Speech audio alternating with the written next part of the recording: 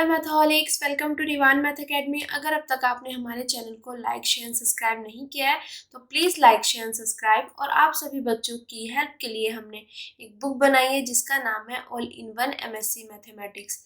एक किताब पूरी एमएससी समाप्त। एक ही बुक से पूरी की पूरी एमएससी समाप्त हो जाएगी। अगर आप इस बुक को बाय करना चाहते हैं, इसके बारे में कुछ भी इंफॉर्मेशन जानना चाहते हैं तो हमारे इस नंबर पर हमें कॉल कर सकते हैं या व्हाट्सएप कर सकते हैं। और ये बुक जो है इस टाइम पर डिजिटल बुक है और इस बुक का प्राइस है 1499 रुपये। और इस बुक में जो टोटल पेजेस हैं वो है 1440 पेज। ठीक है। एंड हमने क्या किया है, जिन 20 सब्जेक्ट्स को कंबाइन करके ये बुक बनाई है उन 20 सब्जेक्ट्स को हमने सेपरेट भी अवेलेबल अपनी ऐप पर कराया हुआ है। अगर आप किसी भी पर्टिकुलर सब्जेक्ट को बाय करना चाहते हैं तो आप पर्टिकुलर सब्जेक्ट को भी बाय कर सकते हैं और उसका प्राइस जो है हर एक सब्जेक्ट का 99 रुपये है। ठीक है। तो आप बच्चों के कंफर्टेबल जोन के हिसाब से हमने दोनों तरीके से अवेलेबल करा दी है अपनी ऐप पर। और हमारी ऐप का जो लिंक है वो हमारे यूट्यूब चैनल के अबाउट में जाके आपको मिल जाएगा। ठीक है बेटा। आज हम integral equation and calculus of variation में conversion of differential equation to integral equation initial value problem से रिलेटेड इसका नेक्स्ट एग्जांपल करने वाले हैं दिस। ठीक है। तो इस टाइप के एग्जांपल को सॉल्व करने के लिए हमें वही 4 स्टेप फॉलो करने पड़ेंगे। सबसे पहले हमारे पास जो गिवन डिफरेंशियल इक्वेशन है उसमें जो हाईएस्ट ऑर्डर डेरिवेटिव है उसको इक्वल मानना पड़ेगा अननोन फंक्शन के। स्टेप नंबर सेकंड में क्या करना पड़ेगा कि जो ये वाला पोर्शन है इसकी इंटीग्रेशन हमें जब तक करनी है जब तक कि डिफरेंशिएशन वाला पार्ट ओवर ना हो जाए। स्टेप नंबर थर्ड में क्या है कि जो भी वैल्यूज निकल के आएंगी यहाँ से उन्हें गिवन डिफरेंशियल इक्वेशन में पुट करना है, देन सॉल्व करना है। और सॉल्व करने के बाद स्टेप नंबर 4 में फाइनली हम इंटीग्रल इक्वेशन को प्राप्त कर लेंगे। तो इन 4 स्टेप्स को फॉलो करके हम अपना एग्जाम्पल करते हैं। ठीक है। देखो सबसे पहले एग्जाम्पल पढ़ते हैं। Form an integral equation corresponding to the differential equation given by this with initial condition this. अब देखो हमें क्या पता होता है कि कोई भी डिफरेंशियल इक्वेशन है हमारे पास, कलर ले लेते हैं दूसरा, डिफरेंशियल इक्वेशन गिवन है। ठीक है। इसको मुझे कन्वर्ट करना होगा इंटीग्रल इक्वेशन में और यहाँ पे जो कंडीशन गिवन होंगी वो क्या होंगी, इनिशियल वैल्यू प्रॉब्लम से रिलेटेड। अब देखो एग्जांपल भी तो यही कह रहा है कि जो गिवन डिफरेंशियल इक्वेशन है उसके कॉरस्पॉन्डिंग मुझे क्या लाना है, इंटीग्रल इक्वेशन। इतना तो क्लियर हो गया। गिवन डिफरेंशियल इक्वेशन मेरे पास है, डिफरेंशियल इक्वेशन जो है वो गिवन है। ठीक है। अब देखो जो यहाँ पे कंडीशन गिवन है क्या वो इनिशियल वैल्यू प्रॉब्लम है, तो उसके लिए सिंपल ये देखना होता है कि हमारे पास कुछ इस तरीके से हमें गिवन होता है। ठीक है। तो यहाँ पे x की सेम वैल्यू पर y और उसके डिफरेंट ऑर्डर डेरिवेटिव्स का गिवन होना। तो यहाँ पे x की वैल्यू क्या है, 0। यहाँ पे x की वैल्यू क्या है, 0। तो x की सेम वैल्यू पर y और उसके डेरिवेटिव का गिवन होना, this is the initial value problem. ये x की वैल्यू सेम होनी चाहिए, यहाँ पे ये और ये सेम दिखना चाहिए। तो यहाँ भी 0 है, यहाँ भी 0 है। तो x की सेम वैल्यू पर y और उसके डेरिवेटिव का गिवन होना, this is initial value problem. तो जिस टाइप की हम टॉपिक की बात कर रहे थे ये उसी टॉपिक से रिलेटेड है कि डिफरेंशियल इक्वेशन गिवन है, यहाँ पे कंडीशन गिवन है जो कि इनिशियल वैल्यू प्रॉब्लम से रिलेटेड है। दोनों की हेल्प से हमें लेके आनी है इंटीग्रल इक्वेशन। ठीक है। तो अब चलते हैं अपने स्टेप्स पर। तो इस टाइप के एग्जाम्पल को करने के लिए सबसे पहला स्टेप क्या होता है कि जो डिफरेंशियल इक्वेशन मुझे गिवन है उसमें हाईएस्ट ऑर्डर डेरिवेटिव को, हाईएस्ट ऑर्डर डेरिवेटिव को इक्वल टू मानना है अननोन फंक्शन के। अननोन फंक्शन, एक मिनट, फंक्शन थोड़ा सा, अननोन फंक्शन के। ठीक है। तो अब देखो यहाँ पे जो डिफरेंशियल इक्वेशन है मेरे पास तो ये है, तो इसमें डेरिवेटिव कहाँ पर है, सिर्फ यहीं पर है। वो भी मेरे पास क्या है, सेकंड ऑर्डर डेरिवेटिव। ठीक है। और कोई तो है नहीं। इससे पिछले वाले एग्जाम्पल में क्या था कि हमारे पास ये भी था, तो एक ये हुआ एक ये हुआ, इनमें हाईएस्ट यहाँ पे 1 था, यहाँ पे ये फर्स्ट ऑर्डर था, ये सेकंड ऑर्डर था, तो हमने इसको माना था, ठीक है। बट यहाँ पे और कोई डेरिवेटिव है ही नहीं, यही है। तो ये मेरे पास क्या हो गया, हाईएस्ट ऑर्डर डेरिवेटिव। इसको किसके इक्वल मानेंगे, अननोन फंक्शन। अननोन फंक्शन क्या है मेरे पास, दिस। तो सबसे पहले सॉल्यूशन में हम यहाँ पे करेंगे, let us suppose this highest order derivative equal to unknown function. This is equation number first. तो I hope step number first आपको अच्छे से क्लियर हो गया होगा, ठीक है। सबसे पहले हमें यही चेक करना है कि जो भी डिफरेंशियल इक्वेशन है उसमें हाईएस्ट ऑर्डर डेरिवेटिव है क्या, जो होगा उसी को इक्वल टू अननोन फंक्शन के मान लेंगे। फिर स्टेप नंबर सेकंड क्या कहता है कि इसकी मुझे तब तक इंटीग्रेशन करनी है जब तक कि डिफरेंशिएशन वाला पार्ट ओवर ना हो जाए। अब देखो मेरे पास ये आया है, अगर मैं इसको एक बार इंटीग्रेट करूंगी तो मेरे पास क्या निकल के आएगा, दिस, ठीक है। अब भी यहाँ पे तो डेरिवेटिव वाला डिफरेंशिएशन वाला पार्ट है, एक बार और इंटीग्रेट करूँ तो यहाँ पे आ जाएगा y। तो यहाँ पे डेरिवेटिव या डिफरेंशिएशन वाला पार्ट कहीं दिखाई दे रहा है, नहीं है ना। तो यहाँ पे डिफरेंशिएशन पार्ट क्या हो गया, ओवर हो गया। तो हमारा इसका मतलब क्या हुआ कि हमें एक बार दो बार इसको इसकी इंटीग्रेशन करनी पड़ेगी, ठीक है। ये वाला पोर्शन है, इसकी डिफरेंशिएशन हमें तब तक करते रहना है जब तक कि हमारे डिफरेंशिएशन वाला पार्ट ओवर ना हो जाए। तो जब मैं इसका एक बार इंटीग्रेट करूँ तो ये मिलेगा, इसका एक बार करूँ तो ये मिलेगा, तो यहाँ पे वो डिफरेंशिएशन वाला पार्ट नहीं है। क्लियर हो गया। तो इसका मतलब इसकी हेल्प से हम ये लाएंगे, इसकी हेल्प से ये लेके आएंगे। तो अब हम इसको करते हैं। तो इक्वेशन जो फर्स्ट है इसका हम इंटीग्रेटिंग करेंगे, दोनों साइड करेंगे, किसके रिस्पेक्ट में करेंगे, x के रिस्पेक्ट में। कहाँ से, फ्रॉम a से x करते हैं हम क्या करते हैं, a टू x। बट यहाँ पे a की वैल्यू क्या गिवन है, 0। तो यहाँ पे आ जाएगा 0 से x। क्लियर बेटा। तो हम करें 0 से x, तो इंटीग्रेशन 0 से x किसके रेस्पेक्ट में, इसके रेस्पेक्ट में, ये चीज एज इट इज। इंटीग्रेशन 0 से x के रेस्पेक्ट में, ये चीज एज इट इज, ठीक है। अब इसको हम क्या करेंगे बेटा, सॉल्व करेंगे। अब ये वाला पोर्शन मेरे पास एज इट इज। अब इसको मैं क्या लिख सकती हूँ, डी अपॉन डी एक्स बाहर, ठीक है, अंदर बचेगा d y upon d x. इससे ये कैंसिल, तो मेरे पास यहाँ पे दिस और दिस, ये वाला पोर्शन बचा, ये एज इट इज चल रहा है। क्लियर बेटा। अब आगे देखो, इसके बाद मेरे पास बचा ये। अब देखो सिंपल सी चीज, इंटीग्रेशन dx क्या होता है मेरे पास, x, मतलब इसके पास साथ वाला। तो यहाँ पे मेरे पास इसका इंटीग्रेशन क्या होगा, इसके साथ वाला, दिस। तो इसकी पूरे की इंटीग्रेशन आई मेरे पास दिस, जैसे इस पूरे की इंटीग्रेशन आई दिस। तो ये लिख लिया, लिमिट 0 से x, इसके हेल्प से करा, ठीक है बेटा। और ये एज इट इज चल रहा है। अब आगे देखो, यहाँ तक आने के बाद अब इसको मैंने लिख दिया ये, क्योंकि हम बचपन से जब से हमने डेरिवेटिव वाला पोर्शन पढ़ा है, डेरिवेशन वाला, डिफरेंशिएशन या डेरिवेटिव वाला, तो हमने ये चीज़ वहाँ पे पढ़ी है कि इसको मैं लिख सकती हूँ y डैश। ये किसका फंक्शन होता है, x।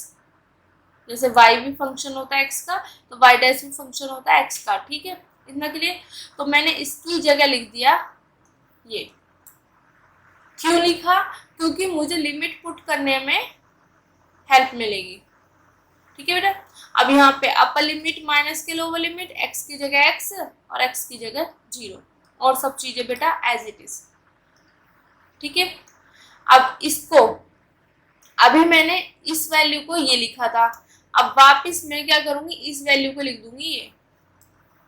तो मैंने इसको वापस लिख दिया दिस, एज इट इज। अब इसकी वैल्यू देखो, इसकी वैल्यू क्या मेरे पास, y डैश 0 की इक्वल टू 0।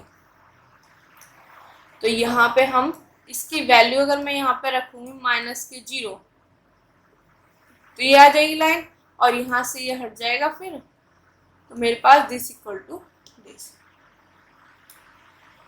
इतना क्लियर हो गया बेटा। अब देखो, मैंने एक स्टेप और बताया था बेटा आपको, माइंड में ये चीज सेट करनी है जब भी इंटीग्रल के अंदर मेरे पास अननोन फंक्शन आए और वो इस तरीके से आ रहा है, तो मुझे ये अननोन फंक्शन चाहिए इस फॉर्म में, इंटीग्रल साइन के अंदर u ऑफ टी टाइप में। तो यहाँ पे हम क्या करते हैं, वेरिएबल चेंज। बात समझ आई? क्योंकि जो इंटीग्रल इक्वेशन हमारे पास निकल के आती है वहां पे जो नॉन फंक्शन इंटीग्रल साइन के अंदर बैठा होता है वो इस फॉर्म में बैठा होता है, तो मुझे इस फॉर्म में ना चाह के मुझे इस फॉर्म में चाहिए। तो यहाँ पे निकालने के बाद एक स्टेप और करना होता है कि मुझे यहाँ पे वेरिएबल चेंज करना होता है। ठीक है बेटा, तो वेरिएबल चेंज करेंगे बेटा, तो हमें पता है कि इंटीग्रेशन में अगर हम वेरिएबल चेंज करते हैं तो इंटीग्रेशन पर कोई फर्क नहीं पड़ता है। अगर मैं वेरिएबल चेंज कर देती हूँ तो इंटीग्रेशन पे कोई फर्क नहीं पड़ता है।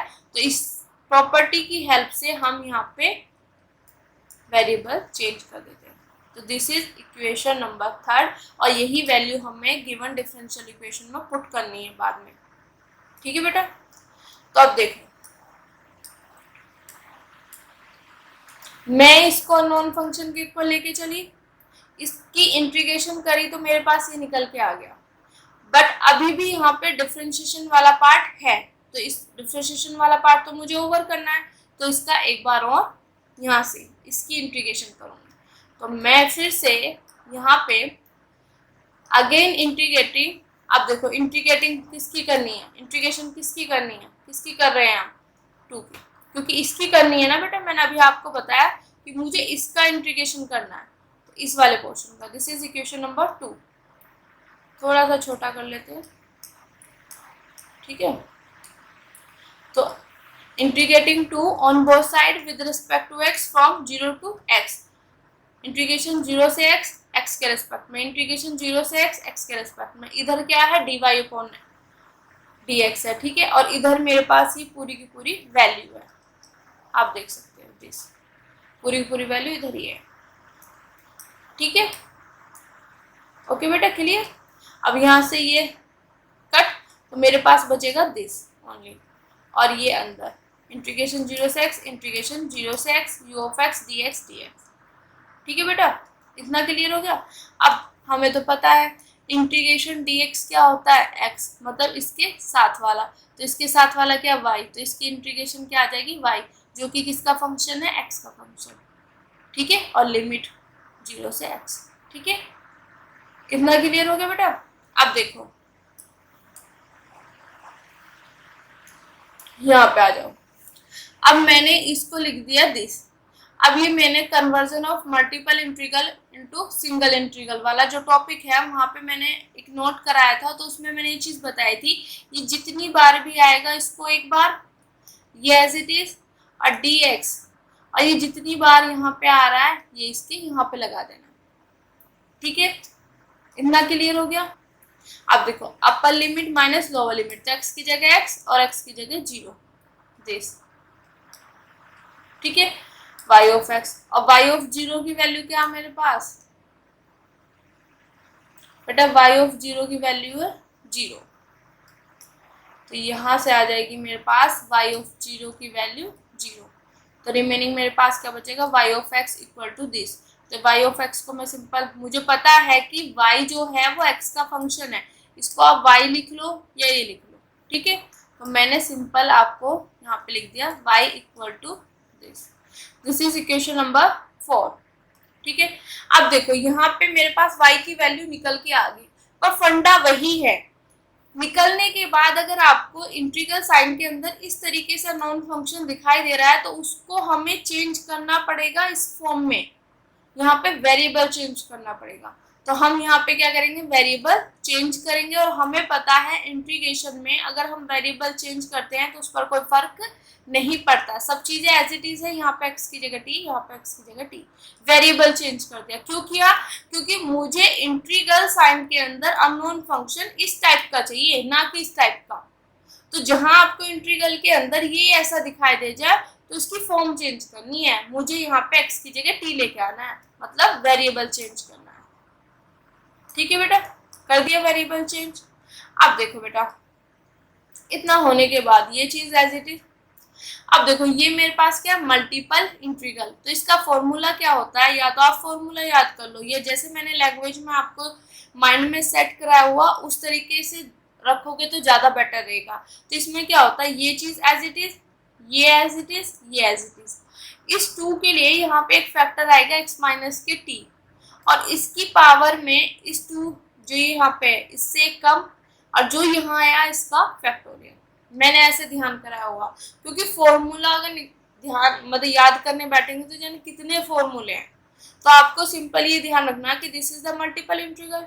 तो यहाँ पे हम ये एज इट इज, ये एज इट इज, ये एज इट इज, इस 2 के लिए यहाँ पे एक फैक्टर आएगा x माइनस के t, इसकी पावर में इससे एक कम, और यही सेम चीज का फैक्टोरियल। अब सिंपल सी चीज है, y इक्वल टू इंटीग्रेशन 0 से x माइनस टी की पावर 1, तो 1 है। अब यहाँ पे जो इसकी वैल्यू क्या होगी, 1 factorial.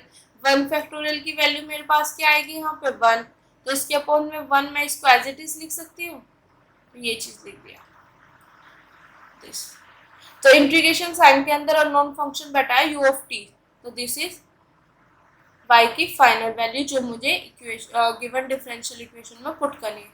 This is equation number 5। बात समझ आ गई? ठीक है बेटा। अब देखो ये लेके चले equal to unknown function, integrating करा ये आ गया, एक बार और इंटीग्रेटिंग करा ये आ गया। तो यहाँ पे मेरे पास डिफरेंशिएशन वाला पार्ट क्या हो गया, ओवर। तो यहाँ पे मेरे पास स्टेप नंबर फर्स्ट ये हो गया, स्टेप नंबर सेकंड ये हो गया। अब स्टेप नंबर थर्ड में क्या है कि जो मेरे पास वैल्यू निकली है इसकी इसकी इसकी, ये वैल्यू उठा के गिवन डिफरेंशियल इक्वेशन में क्या कर दो, पुट कर दो। ठीक है बेटा। अब देखो डिफरेंशियल इक्वेशन में मेरे पास क्या क्या है, अगर आप देखोगे ध्यान दोगे तो ये वाला पोर्शन है।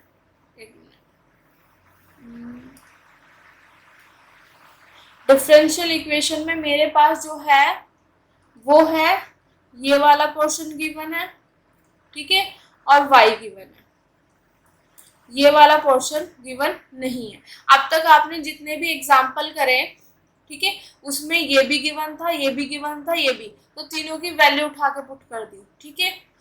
बट हमारे पास इस एग्जाम्पल में मेरे पास ये गिवन है और ये गिवन है, बट ये गिवन नहीं है, तो जो गिवन है उन्हीं की वैल्यू रख दो, ठीक है।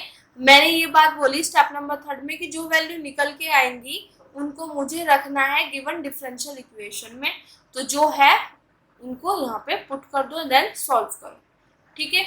तो हम यहाँ पे आएगा put the values of this, क्योंकि ये वाली वैल्यू तो है नहीं मेरे पास, तो इसको हटा दो। Put the value of this and y in given differential equation. तो सबसे पहले मेरे पास गिवन डिफरेंशियल इक्वेशन में क्या है, d square y upon d x square, मतलब इसकी वैल्यू क्या मेरे पास फ्रॉम इक्वेशन फर्स्ट से u ऑफ x, तो यहाँ पे रख देंगे हम u of x plus, I hope plus ही है, हाँ प्लस, फिर है x और y, तो हम यहाँ पे x रखेंगे, और y की वैल्यू मेरे पास क्या है फ्रॉम इक्वेशन 5 से, इंटीग्रेशन 0 से x माइनस के t u ऑफ t और dt। तो यहाँ पे y की वैल्यू इंटीग्रेशन 0 से x माइनस के t u of t dt, ठीक है। y की वैल्यू पुट कर दी बेटा, इक्वल टू 1, इक्वल टू 1, ठीक है। यहाँ पे इसकी वैल्यू पुट करी प्लस के x, और यहाँ पे y की वैल्यू पुट करी, ठीक है। इतना के लिए अब आगे इसको सॉल्व करते हैं, फाइनली हमें स्टेप नंबर 4 के हिसाब से इंटीग्रल इक्वेशन प्राप्त हो जाएगी, ठीक है बेटा। यहाँ तक आ गया। अब देखो मुझे निकालना है ये अननोन फंक्शन, तो u ऑफ x, तो जो इधर प्लस में इधर जाके क्या चला जाएगा, ये मेरे पास माइनस में, इंटीग्रेशन 0 से x माइनस के t u of t and dt।